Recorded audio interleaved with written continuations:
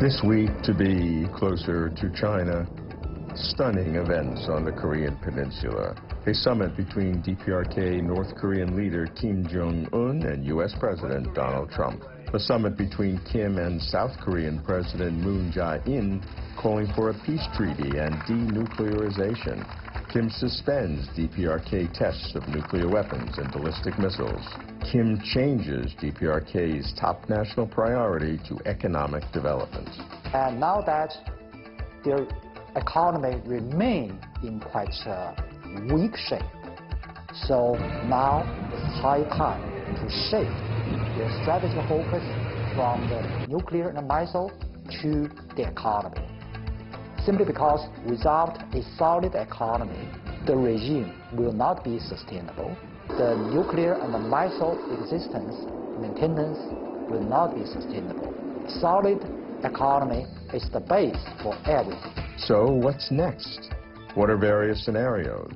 What role is China playing? What role should China play? What are China's interests? 能够为朝鲜半岛各方提供这种进一步把这个和平环境或者说稳定的局面往前推的动力上，只有中国可以做。For a different perspective, I speak with a U.S. expert. Any kind of an agreement that would come out of all of this diplomatic maneuvering would have to have China's consent. This week, be closer to China.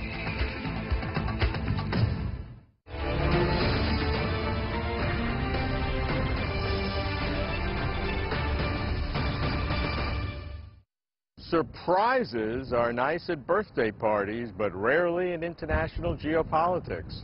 But I, along with the rest of the world, was pleasantly surprised 3 times by Kim Jong-un, Supreme Leader of the DPRK, North Korea. First, he issued an invitation to meet President Trump. Trump accepted instantly, flabbergasting Washington. Next, Kim made a secret trip to Beijing, his first foreign trip, meeting President Xi Jinping and signaling that any rift between the two was either overblown or patched up. Then, prior to the Trump-Kim summit, came the stunning announcement that North Korea was suspending tests on nuclear weapons and ballistic missiles and shuttering its nuclear test site. Trump tweeted instantly that it was very good news, big progress, and he was looking forward to our summit. In addition, Kim made history by walking into South Korea, the first DPRK leader to do so, meeting South Korean President Moon Jae-in, and together pledging to denuclearize the Korean Peninsula and to formally end the Korean War 65 years after the shooting stopped. So what's next? What are the various scenarios at the Trump-Kim summit and beyond? What role is China playing? Discerning optimum outcomes, especially from China's perspective, brings us closer to China. The 2018 Pyeongchang Winter Games proved to be one not only playing on the ice, but also breaking the ice. The 2 sides of the Korean Peninsula waving the peninsula flag during the opening ceremony symbolized the warming of relations, as did the elegant presence of Kim Yo-jong, the younger sister of DPRK leader Kim Jong-un, who handed her brother's handwritten letter to South Korea's President Moon Jae-in, inviting him to visit the North. Then the international community was flabbergasted when the South Korean National Security Director, Chung Wei-yong, announced that the U.S. President Donald Trump agreed to meet Kim Jong-un to discuss the future of the isolated country's nuclear and missile programs. What would happen when Kim and Trump meet, considering their mutual threats and name-calling? Then, adding to the intrigue, Kim made a snap visit to China and met with President Xi Jinping, marking his first overseas visit since taking office. There has been much bad blood between Kim Jong-un and Donald Trump over the past several years. In sports, we'd call it trash talk, with each one calling each other names as well as threatening pretty severe things. Suddenly now we have a meeting coming up. What do you make of it? What's behind it? What do you foresee happening? Well, I think that is the surprising proposal was based on tactical adjustment rather than the policy adjustment, although the top leader Kim Jong-un of DPRK, for the first time at his level, repeat the term denuclearization, simply because he has been conducting dual-track strategy, say, development of nuclear, development of economy. Nuclear means also include the missile. So let's look at this. During the past 5 years, the first 5 years of Kim Jong-un leadership, he indeed made great progresses and achievements on the nuclear and the missile, and then cover every corner of the American continent. It's a great achievement. However, the track of the economy, little achievements. So now that they have got a very strong, the so-called deterrence, and now that their economy remain in quite weak shape, so now it's high time to shift their strategic focus from the nuclear and the missile to the economy. Simply because without a solid economy, the regime will not be sustainable. The nuclear and the missile existence, maintenance will not be sustainable. Solid economy is the base for everything. The objectives of the DPRK, North Korea, seem pretty obvious. They want to be recognized as a nuclear power.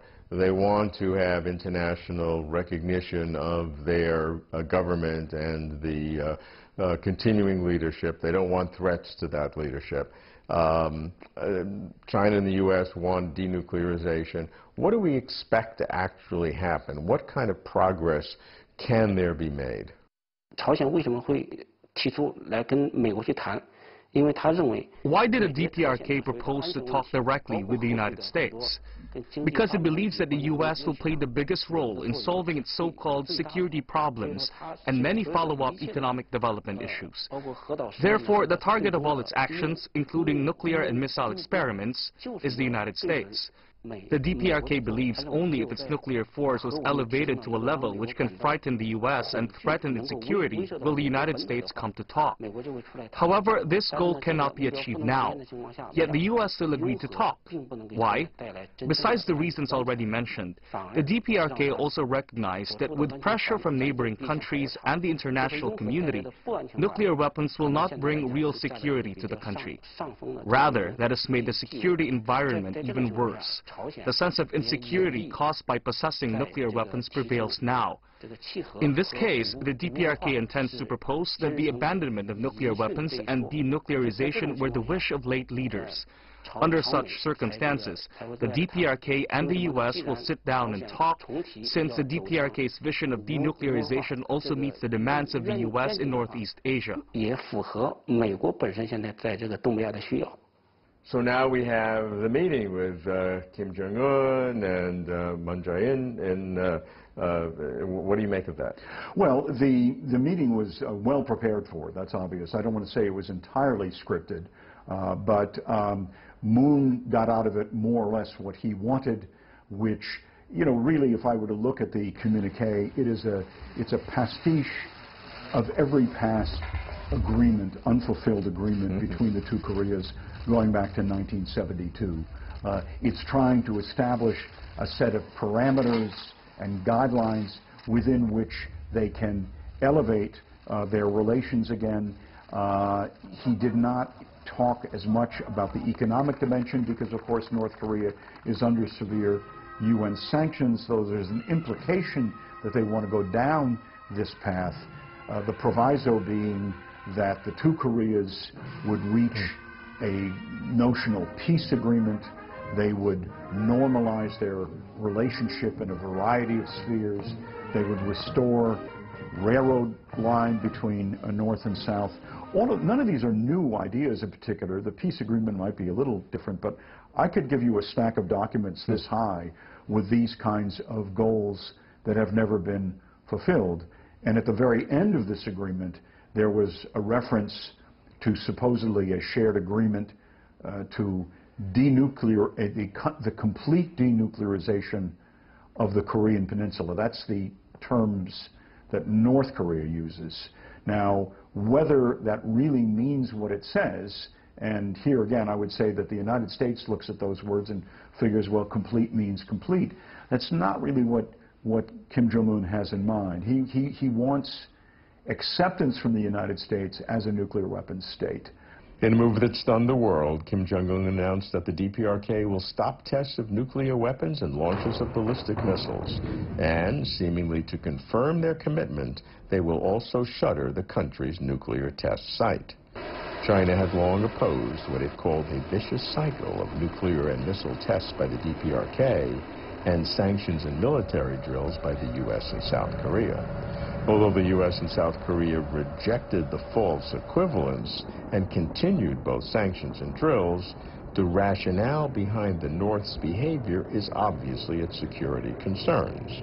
Recognizing that, China in the past facilitated the six-party talks and conducted extensive consultations with both the DPRK and the U.S. As the DPRK abandoned the negotiating table and China joined the UN sanctions against the DPRK, China initiated the idea of suspension for suspension, in which the DPRK would suspend weapons testing and the U.S. would suspend military drills, and the dual-track approach, in which the DPRK would give up its nukes and the U.S. would cease to threaten the DPRK. In short, China states that it has been an indispensable stabilizer of peace in Northeast Asia. From China's perspective, what is the best-case scenario coming out of the meeting between Trump and Kim Jong-un, and what do you see as likely scenarios? I would say what China wants to see is a clear following up meetings, especially high-level political meetings between DPRK and the United States. As I mentioned, the core of the nuclear issue, the nature of the nuclear issue is in a security matter. So a high-level political meeting between U.S. DPRK can be helpful to address the security concerns by DPRK. But meanwhile, at high-level political discussions, Americans' concern about North Korea's nuclearization can be addressed either at the same time. So we cannot expect the two top leaders settle down everything fundamental. However, we do have expectations that the two sides should follow up the summit to launch the bilateral meetings between DPRK and the United States. Current, Kim Jong-un makes this secret visit to Beijing, meets with Xi Jinping, his first visit outside the country. Right. There was something going on there prior to the visit with Trump. So how do you interpret? China did not want to be left out in the cold. I think that the dynamic here, interestingly enough, has not really centrally involved China.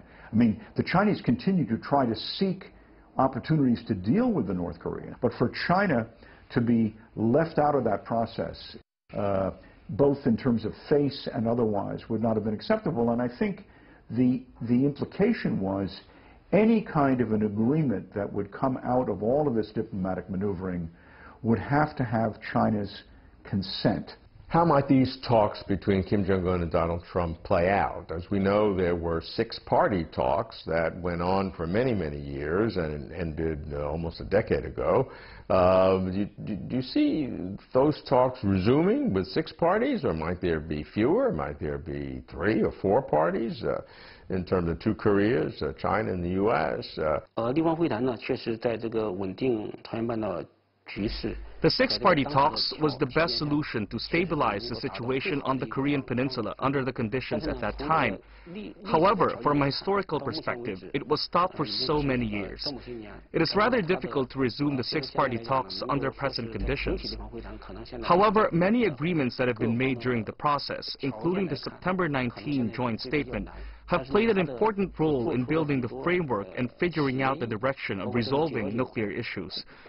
Under such circumstances, guided by the overall thinking of the six-party talks, China puts forward the so-called suspension for suspension plan. So the current talks can be said to be six-party talks, although they may not be the same in form. The current and future interactions between the DPRK and the ROK, China and the DPRK, China and the United States on the Peninsula issue, and even the future interaction between the DPRK and the United States have all taken place under the framework of six-party talks.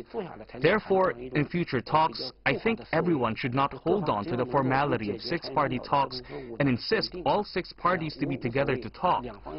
As long as all parties are working for peace and stability on the Korean Peninsula, it doesn't matter how many parties are involved in the talks. In fact, we have never suspended the six-party talks. The only difference is whether we use the name six-party talks or not.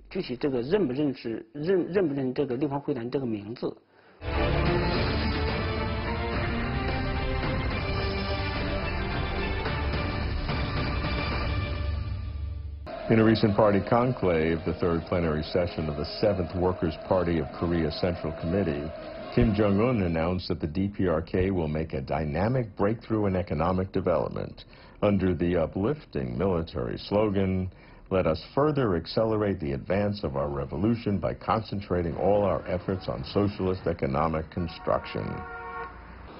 All would certainly welcome the DPRK's emergence as a peaceful country with economic development as its top priority. Certainly, it is consistent with President Xi Jinping's call for building a global community with a shared future.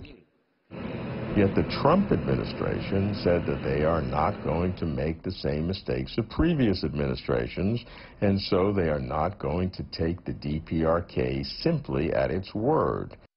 The maximum pressure campaign of economic sanctions is going to continue until concrete actions toward denuclearization are taken.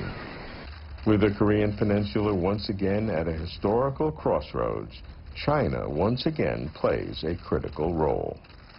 We also have seen a major change in what has taken place in the past by having our allies and partners in the region step up and do much more than they have in the past.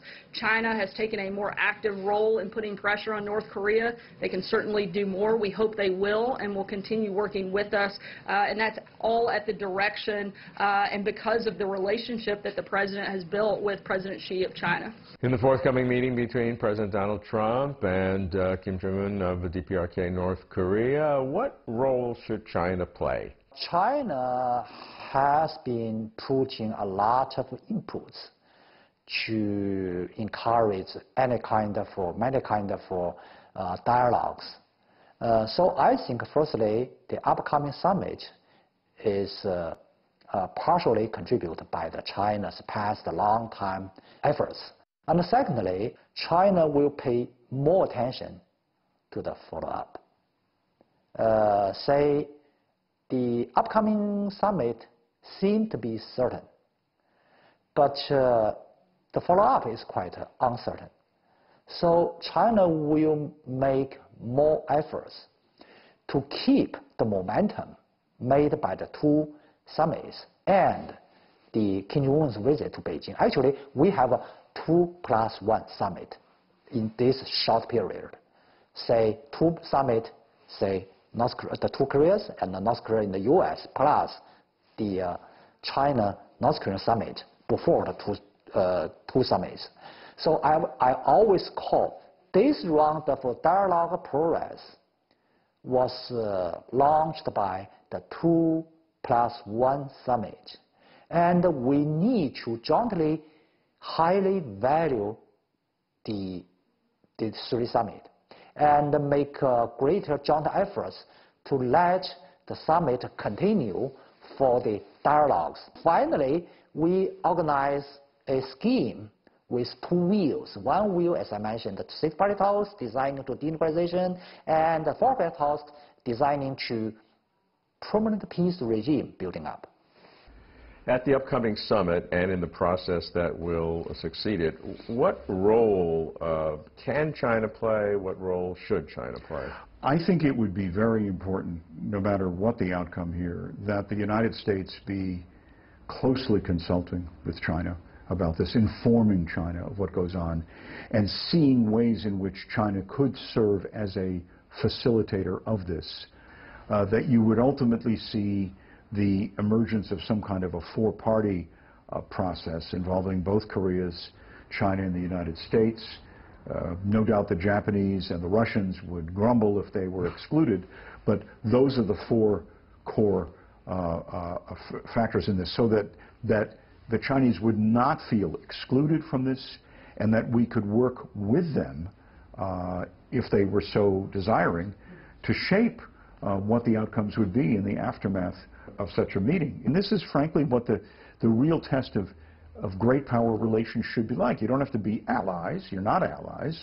But don't deny them knowledge and information, nor they to you, that could be vital in the process. Even in the run-up to the summit, I mean, after all, the Chinese have dealt directly now with Kim Jong-un. They may have some information here, although, of course, Moon Jae-in will have information of his own as well. But I would just see this as a time when, even if there is a core inner group, don't exclude others, and don't exclude the Russians or the Japanese either, because when you keep them out of the process is when you create friction and suspicion that is, I think, needless. In the past, in fact, at the height of the tension, China proposed a so-called suspension for suspension, that the DPRK would suspend its missile and nuclear weapons tests, and the U.S. and Republic of Korea, South Korea, would suspend its military exercises. Both sides, when China made its suggestion, rejected that. But now we have something fairly close to that. At least the DPRK is saying it's suspending its weapons testing, and South Korea and the U.S. are certainly not doing anything provocative, and everybody is looking towards this meeting between Kim Jong-un and Donald Trump. So does this, maybe in a historical sense, give some credibility and accolades to China's suspension for suspension, or do you think that really didn't have anything to do with it? The dual-track approach and the suspension for suspension plan that China put forward do have many drawbacks. However, we can see that to resolve the problems, this solution is the least undesirable. Compared with war and the proposals put forward by other parties, this one is a compromise solution that can reflect the interests of all parties. It's the most practical solution to resolve the core security issues and mutual mistrust between the DPRK and the United States. In fact, the interaction between the DPRK and the U.S., between the DPRK and the ROK, are both based on security issues. Although the DPRK believes that the joint military exercise between the United States and South Korea is no longer an obstacle, in fact, the later South Korea-U.S. joint military exercise was reduced in scale. Geographically speaking, it was far from the north to south border. Objectively speaking, it's part of the suspension for suspension plan. Therefore, in this respect, compared with proposals put forward by other parties and the appeals of the United States and the DPRK, China's solution is the most doable one. It reflects the demands of all parties in a balanced manner. It is not the best plan, but the least undesirable and the most realistic. A Chinese adage reads, "Victory is ensured when people pool their strength. Success is secured when people put their heads together." As long as we keep to the goal of building a community of shared future for mankind and work hand in hand to fulfill our responsibilities and overcome difficulties, we will be able to create a better world and deliver better lives for our peoples. President Xi Jinping has put forth this grand vision of a new kind of global governance, a global community with a shared future for all humanity. That's the phrase that's being used as China's contribution to the world marketplace of ideas for global governance. How do events on the Korean Peninsula, and particularly China's role, feed into that or potentially undermine a lot it. of their ideas about global governance, they want to impart to locations in some measure that are not immediately proximate to China, whereas North Korea is the potential crisis right on their doorstep. For the United States, I believe American officials try to impart to China that, look, we really want to work with you to forestall the worst kind of outcomes here. And that's where, if we don't have that kind of communication with China, then you could find yourself in a crisis that is utterly unwanted. So for all of North Korea's, for China's effort to talk about new norms of global governance, you really can't expect to impose this on everything else. The question is, do you see this as some kind of a framework where others would also be involved with it usefully? And part of that would have to be to manage potential crises. President Xi Jinping has put forth a grand vision for a new kind of global governance. He calls it a community with a shared future for all humanity. How can we use Chinese wisdom, Chinese experience in order to help solve this problem? On the one hand, on the other hand, does this Korean problem undermine that grand vision? President Xi made a great idea about the community of global community of the shared future. And also you mentioned the new concept of the new type of the relationship. So all the concepts and theories are contribute to the global community of the shared future for all humankind. Taken the Korean Peninsula as an example. Fundamentally, no matter what kind of relationship between U.S. and the DPRK is, the future, actually, they have to share. No different country have a different future, because we have been a globalized world. So that's the philosophy, that's also the policy. And according to the philosophy, according to the policy, then China conduct the current sophisticated policies towards the peninsula, especially the nuclear issue, both sanction measures, but more efforts on encouraging the dialogues for negotiation, peaceful solution. The United States has long accused China of not restraining the DPRK, North Korea, in its reckless pursuit of nuclear weapons and ballistic missiles. China asserts that it has complied with all UN resolutions and enforced sanctions. Moreover, China has long called for direct dialogue between the U.S. and North Korea, which the U.S. has always rejected, and China has promoted the idea of suspension for suspension. But all of that is suddenly ancient history. What counts is what's happening right now. Perhaps the most important news, underplayed in the media, is that North Korea announced a new national policy. The country will focus solely on economic growth, dramatically improving people's lives, they say, and developing a strong socialist economy. For North Korea to succeed, China is key for two reasons. First, only China can provide sufficient guarantees for Kim Jong-un to progress toward denuclearization. Second, China can substantially help North Korea transform its economy, leveraging China's own experience. China will not tolerate a nuclearized North Korea, nor will it allow the U.S. to determine the country's political system. President Xi has put forth a grand global vision of a community with a shared future. The Korean Peninsula is a tough test case. If it can work here, it can work anywhere. That's closer to China.